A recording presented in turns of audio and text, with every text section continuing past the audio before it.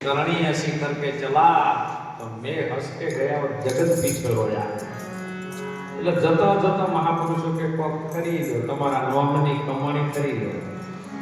જેને જેને નોમની જગતમાં કમાણી કરી ને એના નોમના જો હાલ ભજન વાણીમાં બધાએ સંતોને વાતો આવી. જે જે સંતોએ કંઈક કમાણી કરી ને એનું જીવનમાં આપણે આ ભજન એની વાણીઓ અત્યારે આપણે બધા બોલી ગયા છે. આપણે એવું જીવતો છે એટલી ગળા પડે નહીં, પણ પછી જતા રહ્યા પછી વાણીઓ બોલો તો શું કરવાનું. પણ પેલા તો જતા રહ્યા પછી એમની વાણીઓ અત્યારે અમર બોલે. સુંદર વાણીમાં અમને વાત આવી છે કે ઓ માય હીરો, આવો અવસર તમને પાછો નહીં મળે. આ મળ્યો છે જો પાછો મળવાનો. ભૂતકાળ જે જતું રહ્યું ને એનું પાછું વાગોળે લાવવાનું નહીં અને ભવિષ્યકાળની ચિંતા કરવાની નથી. વર્તમાનમાં તમે છો એનું તમે ધ્યાન રાખી લો. કારણ કે આ જગતમાં ઘણી પ્રકારના જીવો છે.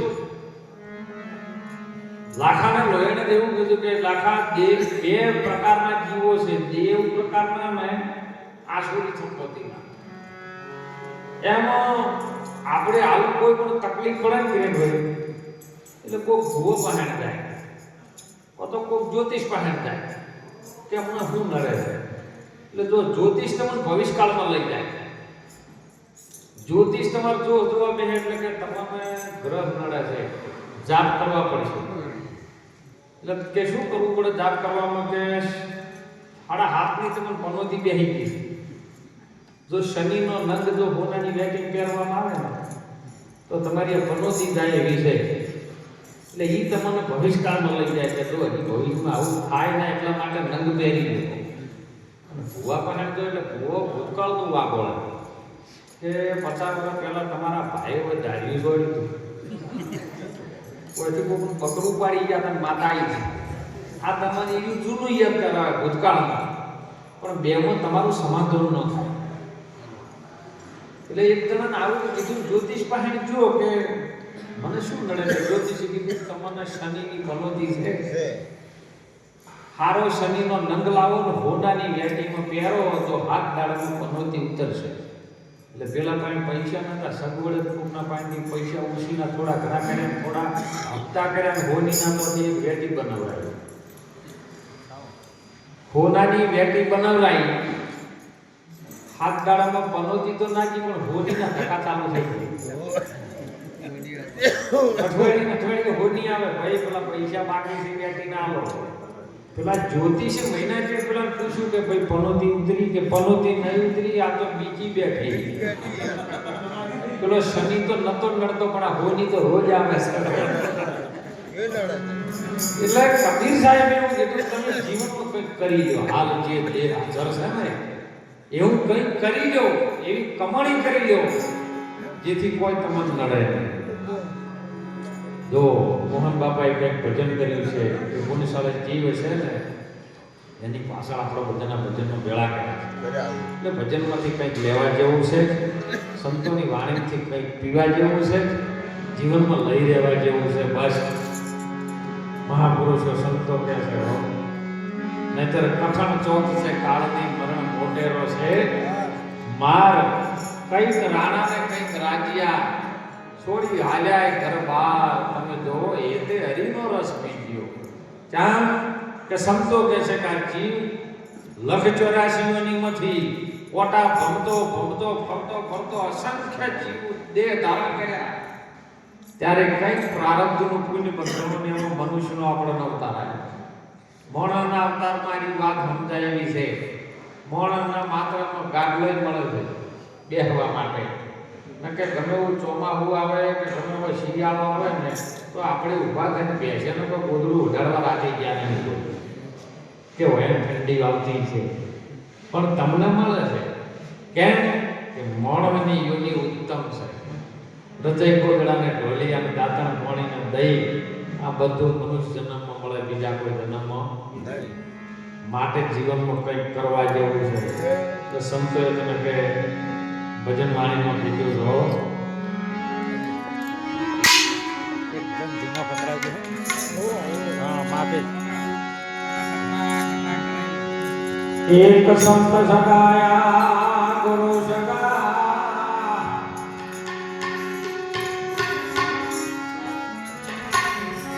સંત સગાયા ગુરુ સગા એક સગા સેરા એ તુલસી કહે આજીવને બસ પીનો ઠોર વેસરા